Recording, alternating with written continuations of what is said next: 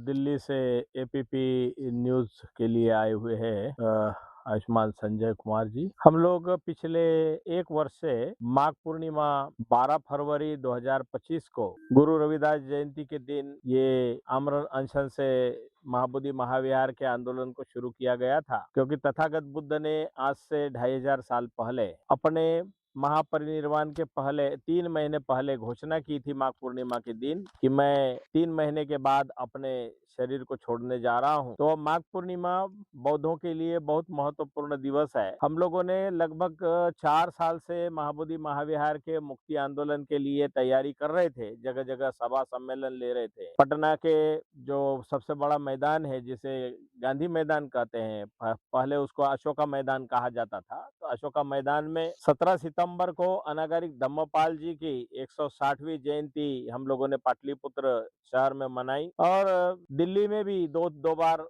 बड़े प्रोग्राम हुए, मीटिंगें हुई, सभाएं हुई, पत्र परिषदें हुई। और बुद्ध गया में 26 नवंबर 2024 को 2023 को दो मुहान से महाबोधि में महाविहार तक के इस बुद्ध गया के महाबोधि महाविहार को बौद्धों को सौंपा जाए, इसको लेकर के शांति यात्रा, शांति मार्च भी निकाला गया। और पिछले साल जो अशोका मैदान, जो गांधी मैदान पटना पाटलिपुत्र जो है, वहाँ 160वें जयंती के उपलक्ष्य में तमाम देश भर से हमारे पदाधिकारी लोग, कार्यकर्ता लोग, फूले शाहू अम्बेडकर के मानने वाले, बुद्ध के अनुयायी, समानता में विश्वास करने वाले लोग इकट्ठे हुए थे। उस समय वहां से अशोका मैदान से एक नया बुद्धा स्मृति पार्क बनाया हुआ है बिहार सरकार के द्वारा, जो बांकीपुर जेल को तोड़ करके। तो उस बुद्धा स्मृति पार्क के सामने हम लोग वहां तक शांति मार्च लेके आए थे, और 550 के लगभग ज्ञापन जो इकट्ठा किए थे अलग अलग संस्थाओं के द्वारा, और 40,000 से अधिक हस्ताक्षर इकट्ठा किए थे, वो तमाम हम लोगों ने ले जा करके बिहार के मुख्यमंत्री को सौंपने के लिए गए थे। तो जो चीफ सेक्रेटरी बिहार सरकार जो थे, उनके माध्यम से उनके प्रिंसिपल सेक्रेटरी संजय लाल, उनको हमने सौंपे थे। और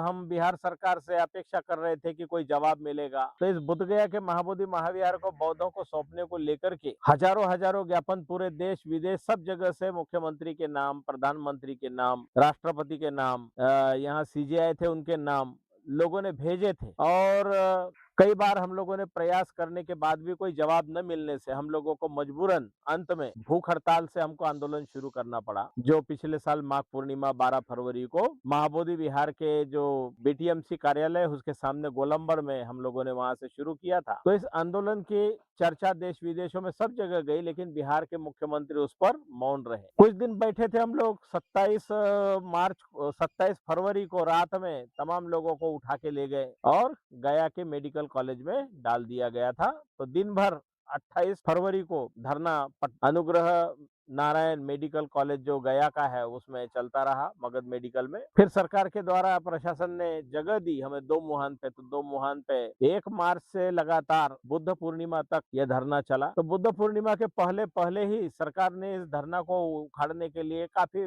मशक्कत की, काफी दबाव दिया, काफी प्रेशर दिया। और अंत में हम लोगों ने कहा कि भाई का हिंदुस्तान पाकिस्तान युद्ध हो रहा है, ये हो रहा है, वो हो रहा है। तो हम लोगों ने उनसे कहा कि युद्ध हो रहा है, हम शांति प्रिय लोग हैं। तो उन्होंने कहा नहीं नहीं, यहाँ पर महाबोधि विहार पे 2-2 बार बम अटैक हो चुके हैं, यहाँ पर इंटरनेशनल हवाई अड्डा है, यहाँ बगल में मिलिट्री का सबसे बड़ा बेस कैंप है, तो इसलिए आपके भी धरना में कोई घुस करके बम डाल देगा तो कौन जिम्मेवार होगा। बहुत प्रेशर देके देखे आखिरी में हम लोगों को धरने की संख्या कम करनी पड़ी और बुद्ध पूर्णिमा मनाई। पूर्णिमा मनाई, फिर बाद में वो वहां से स्थान हटा करके हम लोगों को लिखा पढ़ी किया था। तो सरकार के लोगों ने हमें आश्वासन दिया कि हम आपको जगह दिलाएंगे, तो संख्या कम करके हमको निंगमा मोनास्ट्री वहां पर बिठाया गया। और वहां पर भी 30 जून के बाद बोला कि अभी जो है 1 जून को ही हमको वहां से हटा दिया गया, जगह नहीं दी। तो विशुद्धानंद बोधि महाविहार बोल के जगह है, वहां पर हम लोग बैठे रहे। और उसके बाद में 19 नवंबर को हम लोगों ने चीवर दान का कार्यक्रम किया।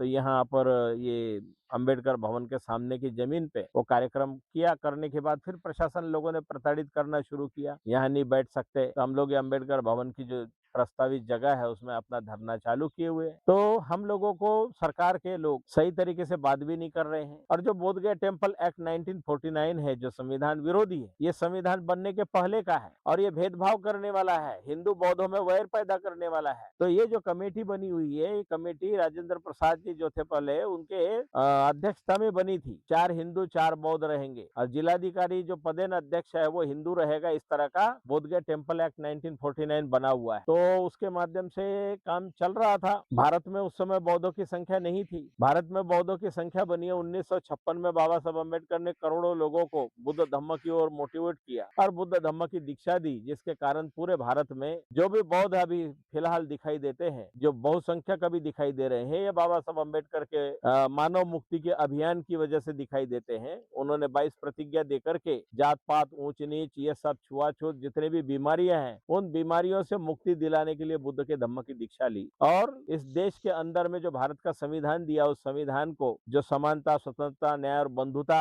लिखित में दिया हुआ है, जहाँ लिंग भेद नहीं, जाति भेद नहीं, धर्म भेद नहीं, तो ऐसे संविधान को दिया है। तो वो संविधान यहाँ तथागत बुद्ध के ज्ञान प्राप्त भूमि में लागू नहीं है। वो संविधान अभी तक लागू नहीं है। अगर लागू होता तो गया का जिलाधिकारी मुस्लिम बन सकता था, सिख बन सकता था, जैन बन सकता, लिंगायत बन सकता, पारसी बन सकता, बुद्धिस्ट बन सकता, लेकिन यहाँ पर बोध गया में ये महाबोधि विहार जो स्थान है जगह बौद्धों की है। महान सम्राट अशोक ने इस विहार का निर्माण किया हुआ है और महान सम्राट अशोक ने इसी महाबोधि महाविहार के जगह को पूजा वंदना करते हुए 84,000 स्तूपों का निर्माण पूरे भारत में काबुल कंदार अफगानिस्तान तक कराया और हजारों एकड़ जमीन ये बौद्ध संस्कृति के विकास के लिए दान में दी थी, बुद्ध विहारों को दान में दी। लेकिन कालांतर में कई प्रकार की घटनाएं हुई, आक्रमण हुए, तो यहाँ प्रतिक्रांतिवादियों ने उन जमीनों को भी हड़प लिया और वो स्तूपों को भी शिवलिंग के नाम पर, उसको शिव मंदिर के नाम पर गड़प लिया। और जितने भी बौद्धों के स्थान थे पहली शताब्दी में, जो महाकवि अश्वघोष है उन्होंने बुद्ध सहस्त्र नामावली बना करके बौद्धों के तमाम नामों माने स्थानों को, कहीं पर अमरनाथ, कहीं केदारनाथ, कहीं द्वारकानाथ, कहीं बद्रिकानाथ, तो कहीं पर अष्टविनायक, सिद्धि विनायक, गणपति, गणेश, गणनायक, ओमकारेश्वर, द्वारकेश्वर, केदारेश्वर, पातालेश्वर, सोमेश्वर, भोमेश्वर ऐसे नाम देके सब स्थानों पे बुद्ध की मूर्तियां जो है ये मथुरा में बना के रथ में बिठा के ले गए रथ यात्राओं के माध्यम से और अलग अलग स्थानों के नाम बदल दिए और उनको अपने अपने कब्जे में कर लिया। बुद्ध की संस्कृति बहुजन हिताय बहुजन सुखाय वाली थी। ब्राह्मणों ने जब कब्जे कर लिए तो बहुजन का सारा हित जो था वो स्वयं गड़प गए, जमीन जायदाद गड़प गए और लोगों को ऐसे न अंधकार में डाल दिया तो वो बेचारे भक्ति में लीन होकर के शिक्षा से वंचित कर दिए गए, जमीन जायदाद से वंचित कर दिए गए और उन लोगों को इतना न तोड़फोड़ किया, जात जात में ऊंच जात नीच जात ऐसे कर दिया जैसे केले के पात में पात। उनको हिंदू के नाम पर या ब्राह्मण धर्म के नाम पर जात जात में इतना तोड़ दिया कि 6,700 टुकड़े कर दिए। जो पहले एक सारे नाग थे, ये तमाम नाग वंश की जो लोग थे, इन नागों को टुकड़े टुकड़े करके आपस में लड़ा करके आपस में इनमें वैर पैदा कर दिया। तो इतने सारे 6,700 टुकड़े में लोगों को विभाजित करके अशिक्षित बना के जमीन जायदाद धन धरती लूट करके जो राजा महाराजा के खानदान के लिए लोग थे उनको अछूत बना दिया, भिखारी बना दिया, दरिद्र बना दिया और इस देश के अंदर में पूरा अंधकार युग चलते रहा। ये अंधकार युग की वजह से ये देश जो है तबाही में चला गया, गुलाम हो गया। कई सैकड़ों साल तक के मुगलों का गुलाम रहा, फिर उसके बाद में अंग्रेज लोग आए, अंग्रेजों का गुलाम रहा 150-200 साल। लेकिन अंग्रेज लोगों ने एक अच्छाई की कि लोगों को शिक्षित करने के लिए यहाँ पर सेना वगैरह में एंट्री कराई, तो जिसके कारण यहाँ पर जो अछूत लोग थे, जो गाँव के बाहर रखे गए लोग थे, जो शूरवीर थे, लड़ाकू थे और छल कपट नहीं करने वाले जो पुराने बौद्ध, ये पुराने बौद्ध है जो अछूत माने जाने वाले लोग हैं या जिनको ओबीसी कहते हैं, जिनको सेवक शूद्र बना के रखा है, दास बना के रखा है, गुलाम बना के रखा है, ये तमाम यहाँ के मूल निवासी बौद्ध है। इन लोगों को एक तो ज्योतिबा फुले की वजह से माता सावित्रीबाई ने जो स्कूल वगैरह खड़ा किया और शूद्रों को अछूतों को पढ़ाने का जो रास्ता खोला, उसकी वजह से एक शिक्षा की क्रांति आई और शिक्षा की क्रांति आने की वजह से जो बुद्ध ने उस जमाने में लोगों को शिक्षित करने का काम किया था, बुद्ध के धम्म को फैलाने का काम भिक्षुओं के संघ के माध्यम से किया, क्योंकि अकेला आदमी ज्यादा लोगों को शिक्षित नहीं कर सकता है, तो उन्होंने संघ का निर्माण और इस संघ के माध्यम से लोगों को शिक्षित किया। तो लोग जब शिक्षित हुए तो 200-300 साल के बाद ये महाराजा सम्राट अशोक, जिनको शूद्र कहा गया, उनका शासन आया, शिक्षित करने की वजह से आया। तो वो शासन फिर महाराजा अशोक ने इतना फैलाया कि काबुल के अंदर अफगानिस्तान रशिया के बॉर्डर तक के, और इधर ईरान इराक ये जो हो गया, फिर जावा सुमात्रा और सब तमाम पूरे जम्बू द्वीप में फैलाया। श्रीलंका में अपने बेटा बेटी को भिक्खुनी बना के भेजा, और मिशनरी यहाँ से पहली बार विदेशों में गई, जो स्वर्ण भूमि में गई, बर्मा, ये क्या बोलते, थाईलैंड, लाओस, कंबोडिया तक के गई, और इन्होंने पाली भाषा और बुद्ध धम्म वहां ले जाकर के स्थापित किया। जबकि भारत में इसको सब तमाम मटिया मिट कर दिया गया। बौद्धों के तमाम स्थान जो है जमीन में गड़प कर दिए गए, और कुछ जो बाहर थे उनको शिवलिंग के नाम से हड़प लिया, और बुद्ध को ऐसे अनेक नाम दे दिए हैं, महादेव, देवादि देव, देव। बुद्ध के ऐसे हजार नाम जो मैंने अभी गिनाए थे, सिद्धेश्वर, अमरनाथ, केदारनाथ, द्वारकानाथ, बद्रीनाथ, जो नाम दिए हैं सारे बुद्ध के हजार नाम बना। तो बुद्ध के हजार नाम बना करके ये सारी जमीन जायदादें बौद्धों की लूट लेने की वजह से अंग्रेजों के समय में खुदाई हुई। अलेक्जेंडर कनिंगम ने खुदाई की यहाँ जिन स्थानों की, ये जमीन में गड़प पड़ा हुआ था, इसकी खुदाई करके निकाला।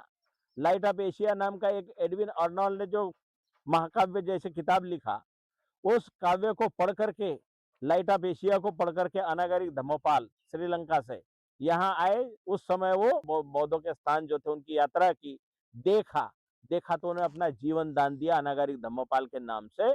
उन्होंने इस महाबोधि विहार और तमाम बौद्धों की संस्कृति सभ्यता को आगे लाने का काम किया। 1891 में यहाँ वर्ल्ड रिलीजियस माने धार्मिक एक बहुत बड़ा बौद्धों की परिषद लगाई उन्होंने 1891 में, और महाबोधि सोसाइटी ऑफ इंडिया नाम की संस्था गठित की।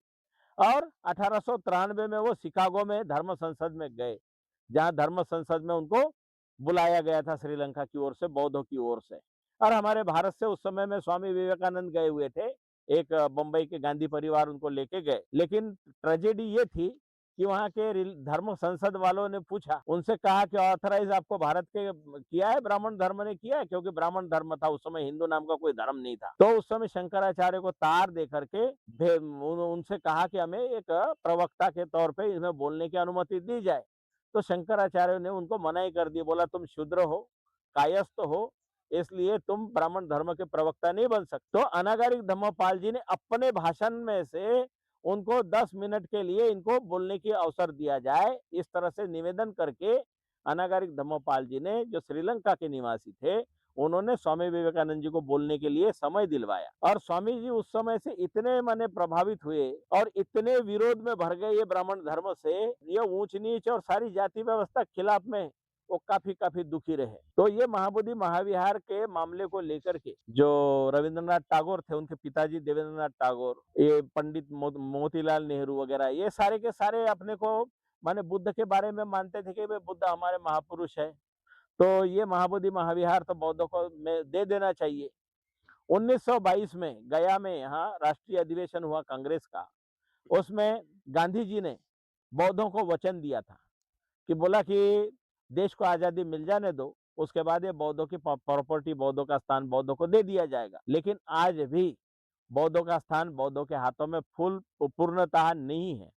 जो बुद्ध के टेम्पल एक्ट बना हुआ है, नामो मात्र के लिए 4 बौद्ध उसमें है, स्टाफ भी यहाँ बुद्धिस्ट नहीं है, तो वो 4 नामो मात्र के बुद्धिस्ट है, उनका कोई सुनते नहीं है, क्योंकि जिलाधिकारी गया होता है और सरकार का अध्यक्ष होता है वहां पर बनाया हुआ, वो अपनी मनमानी से जो करना है करते रहते हैं। जो 4 बुद्धिस्ट है वो 3 महीने पे मीटिंग में आते हैं तो आते हैं, नहीं तो नहीं आते, कभी मीटिंग होती है तो कभी नहीं होती है। इसमें कोई नियुक्ति वगैरह नहीं होती है, मुख्यमंत्री के इशारे पर नॉमिनेशन हो जाता है किसको किसको रखे, जो उनकी हाँ में हाँ मिलाए उनको रख दिया जाता है। तो महाबोधि विहार जो है ये दुनिया के बौद्धों का, बुद्ध धम्म का उगम स्थान, केंद्र स्थान है, लेकिन इसका मैनेजमेंट बौद्धों के हाथों में नहीं होना, ये सबसे बड़ी दुख की बात है। तो हम लोग जो है बौद्धों के हाथों में इसका मैनेजमेंट हो, इसको लेकर कई बार माने पहला आंदोलन अनागरिक धम्मपाल जी ने चलाया, उसकी वजह से उनके 1933 में तो गुजर गए, लेकिन उनकी महाबोधि सोसाइटी ऑफ इंडिया की पहल पर यह बोधगया टेम्पल एक्ट बना, 4 हिंदू 4 बुद्धिस्ट वाला। 4 हिंदू के जगह वो 5 है, अध्यक्ष को जो जिलाधिकारी होते हैं उनको मिला करके। और हिंदू साइड से ये बोधगया का जो महंत है, जिसके खिलाफ में अनागरिक धम्मपाल आजीवन लड़ते रहे, जो महंत है, जो जमीन जायदाद सर पर कब्जा करके बैठे वाले, तो वो महंत को उसमें आजीवन मेंबर बना दिया हिंदू साइड से। तो एक प्रकार से वो शंकराचार्य का प्रतिनिधि होता है, माने पूरा का पूरा महाबोधि विहार पे कब्जा जो है ब्राह्मणी व्यवस्था का है। दिखावे के लिए 4 बुद्धिस्ट रखे जाते हैं। हम लोगों ने भंते आर्य नागार्जुन सुरेश ससाई जी ने 1991 में ये मूवमेंट को फिर छेड़ा था। तो उस समय में आंदोलन चलते रहे, बार बार आते रहे लोग। 1995 में यहाँ 86 दिन का धरना चला, 86 डे महाबोधि विहार के सामने। वो 86 दिनों के धरने पर भूख हड़ताल वगैरह हुई। उस समय मुख्यमंत्री लालू प्रसाद यादव जी जो थे, उनके साथ बातचीत हुई और फिर उन्होंने बौद्धों के स्थान पे 4 बौद्ध भिक्षुओं को मेंबर बनाया था पहली बार, जिसमें बड़े भंते लोग जो आंदोलन के थे, भंते ज्ञानेश्वर जी जो कुशीनगर के थे, अभी अभी पिछले नवंबर में डेथ कर गए। भंते आर्य नागार्जुन सुरेश ससाई जी जो जापान के हैं, नागपुर में रहते हैं, दीक्षा भूमि के अध्यक्ष है। भंते आनंद देव नाम के कुकर गांव बुंदेलखंड के भंते जी थे, और भंते आनंद जो आगरा उत्तर प्रदेश के हैं, आंदोलन करने वालों में से इन 4 को मेंबर बनाया था। और उन्होंने यहाँ डे टू डे काम देखने के लिए भिक्खु प्रभारी के तौर पे भंते प्रज्ञाशील माने मैं मुझे यहाँ इंचार्ज बनाया था 1995 में। तो हम लोगों ने वहाँ सौंदर्यीकरण वगैरह वगैरह, साफ सुथरा कैसे रहे, अच्छा कैसे बने, इसके लिए काम किया। 18 महीने जंतर मंतर पर धरना चलाओ 1996-97 के दरमियान। 98 में सरकार की ओर से कहा गया था कि हिंदू बुद्धिस्ट तो बराबर ही है इसमें। तो तब बताया गया कि जिलाधिकारी अध्यक्ष होते हैं हमेशा गया के, सेक्रेटरी कभी बुद्धिस्ट को बनाया ही नहीं, तो कैसे कहते हैं कि बौद्धों को हम न्याय दिया है या कुछ किया है। सर्वोच्च न्यायालय में मामला चल रहा था, तो सर्वोच्च न्यायालय से मामला पीछे लिया गया, क्योंकि वो उस समय इंद्र कुमार गुजराल की सरकार थी और वो लोगों ने कहा कि हम जो है आपको न्याय देने के पक्ष में है, इसलिए वो कंडीशनल विड्रॉ किया गया था। तो पहली बार बुद्धिस्ट का सेक्रेटरी बनाया गया 1998 से 2001 तक के भंते प्रज्ञाशील माने मेरे को कारोबार दिया गया था। हम लोगों ने सौंदर्यीकरण का काम किया, महाबोधि विहार का जितना विकास करना है, उसका रेनोवेशन वगैरह करना है। महाबोधि विहार के आसपास 1 किलोमीटर के दायरे में जो बाईपास रोड, बिजली और सड़क और ये सारा निर्माण करने का काम था वो किया। तो हम लोगों ने जो विकास के काम किए, उस समय में सोशल मीडिया नहीं था। उस समय हमारी बात जो वो बीटी एक्ट क्या है, इसको घर घर पहुंचाना, ये इस तरह का अन्याय है, इसकी चर्चा नहीं थी। बीच में बनते सुरेश ससाई जी जो उनको नेशनल माइनॉरिटी कमीशन में मेंबर बना दिया गया, और फिर ये आंदोलन धीरे धीरे धीरे थोड़ा बिखरते जा रहा था। अभी कोरोना पीरियड में काफी उथल पुथल मची। वहां पर भी महाबोधि विहार के सामने जो भवन वगैरह हमने बनाया था, उसको बुलडोजर लगा के तोड़ ताड़ करके ये लोगों ने उसको दूसरे ढंग से बनाया। महाबोधि विहार का डोनेशन जो आता है, उसके लिए फॉरेन करेंसी के लिए हमने एफसीआरए अकाउंट बनाया था। उस अकाउंट में किसी ने पर्सनल खाते में पैसा मंगा के वो अकाउंट को करप्ट कर दिया। 80 लाख रुपया बीटीएमसी ने दंड भरा है। तो 80 लाख रुपया बौद्धों का जो है वो दंड भरने में चला गया। तो जो बोधगया टेम्पल कमेटी नाम की कमेटी है, वहां अंदर पागल कुत्ते घूम रहे हैं, कुत्तों को कोई देखने वाला नहीं है। वहां पुलिस फोर्स इतना भर दिया है, नए नए पुलिस आते हैं, लोगों के साथ बदतमीजी करते हैं, और वो भीख भी मांगते हैं अंदर में, सादे कपड़े में घूमते हैं लोगों से। वहां अंदर में जो है पुलिस के नाम पर कभी कपड़ा पहनते, कभी उतारते हैं, अंदर उधर दारू पी करके वो गार्डन वार्डन में हुड़दंग किए। पिछले दिनों में एक यादव जी के पुलिस के मर्डर भी हो गया। वो लड़कियां जो नई नई आती है वहां पर पुलिस की भर्ती हो, वो उधर कोने में रील बनाती थी, डांस करती थी। तो काफी कुछ उपद्रव पुलिस के द्वारा भी किया गया, वो इसके सुरक्षा के नाम पर। तो ये यहाँ पर काफी अनियमितताएं जो है, जिससे लोग तंग आ गए, परेशान हैं। कई लोग तो महाबोधि विहार में जाना छोड़ दिए कि वहां बॉडी को दबा दबा के देखते हैं, वहां पर पुलिस लोग बदतमीजी करते हैं। तो ब्राह्मणी व्यवस्था के लोगों ने जो प्रचार कर रखा है कि ये बुद्ध का महाबोधि विहार में ये 5 पांडव है, ये शिवलिंगम है। अभी तो हद कर दी इन्होंने बुद्ध पूर्णिमा के दिन। ये बिहार के राज्यपाल जो है आरिफ मोहम्मद खान, ये मुस्लिम आदमी को ला करके शिवलिंग के नाम पे वहां पूजा पाठ कराया, ब्राह्मणों को बुला करके उनसे मंत्रोच्चारण कराया। बुद्ध के मूर्ति की तरफ पीट करके, और प्रशासन के लोग खड़े थे। जिलाधिकारी जो त्यागराजन उस समय था, वो भी ऐसे खड़ा था बुद्ध के मूर्ति की तरफ पीट करके, माने बुद्ध का अपमान करते हुए। और सामने जो लकड़ी की चौखट पड़ी है, जिसको ये लोग शिवलिंग बताते हैं, वहां लिंग जैसे कुछ भी नहीं है। लिंग जैसे कुछ भी नहीं है। लिंग होता है तो उसका कुछ दिखाई देता है, नाक मुंह कुछ ना कुछ होता है, अंडा उंडा होता है। वहां तो हाइड्रोशिल भी कुछ भी नहीं है। वो तो कब्जा करने के लिए प्रचार करके रखा है, शिवलिंग है, शिवलिंग है, शिव। वहां कुछ नहीं है, एक लकड़ी की चौखट डाल रखी। वहां पहले पुराने जमाने में स्तंभ हुआ था जो जिसपे दिया जलता था। तो दिया जलाने वाले स्तंभ को बोधगया के महंत के लोगों ने काट पीट करके उसको किया होगा गोल। तो बौद्धों ने देखा, देख करके उसको वहां से उखड़वा के निकलवा दिया होगा। तो वहां जमीन प्लेन है, कुछ नहीं है, लेकिन उस पर कब्जा करके बैठे कि ये शिवलिंग है, झूठा प्रचार करते हैं। बुद्ध के मूर्ति के सामने बताते हैं यहाँ इसी को देख के ज्ञान प्राप्त हुआ। ऐसे भी मैंने देखा है कुछ लोगों को बोलते हुए। और बहुत से लोग बोलते हैं ये पेड़ जो है ना, जो बोधि वृक्ष है उसको, इसमें विष्णु भगवान घुसा हुआ है। हैं? कोई-कोई तो इतने भी लोग आते हैं तो गाइड के नाम पे घूमने वाले लड़के बोलते हैं, एक रात में विश्वकर्मा भगवान ने मंदिर बना दिया। ऐसे भी बताने वाले लोगों को हमने देखा है। तो ये जो यहाँ पर महाबोधि विहार और परिसर में गाइड के नाम पर कोई भी घूम रहा है, कोई भी किसी का जेब काट रहा है, पैसे लूट रहा है, और बहुत माने बौद्धों का स्थान है लेकिन मैनेजमेंट बौद्धों का नहीं है। जो डोनेशन जितने भी दुनिया के लोग आके चढ़ावा चढ़ा रहे हैं, वो किसी भी बौद्धों के माने ना प्रचार में, ना पब्लिकेशन में, और ना किसी की सुविधा में, ना कोई स्कूल है, ना कोई दवाखाना है, ना कोई व्यवस्था है, कुछ नहीं है। जो सारा दान आता है वो ऐसे ही नेता मंत्री जो भी आते हैं उनके स्वागत सत्कार में चला जाता है। तो इसलिए ये बौद्धों का स्थान बौद्धों की व्यवस्था में हो, मैनेजमेंट हो, जिस प्रकार से देश और दुनिया में किसी भी धर्म के स्थान हो, किसी भी संप्रदाय के स्थान हो, उन्हीं संप्रदाय या उसी धर्म के लोग उसका मैनेजमेंट करते हैं। लेकिन बौद्धों का स्थान होकर यहाँ मैनेजमेंट बौद्धों के हाथों में नहीं है। तो इसलिए हम लोग मांग कर रहे हैं, अभी 1 साल से मांग कर रहे हैं कि भाई, और जन जागरण भी कर रहे हैं यहाँ बैठ करके। जनता नहीं जानती है तो उनको जन जागरण करते हैं। यहाँ स्थानीय लोग क्या बोलते हैं, ये विदेशी है, भगवान बुद्ध को विदेशी बताते हैं। तो उनको जगाना जारी है, उनके दिमाग में डालना जारी है कि भगवान बुद्ध हमारे पुरखा है, भगवान बुद्ध विदेशी नहीं है। तो इसलिए ये हमारे महान सम्राट अशोक ने बनाई हुई विरासत है।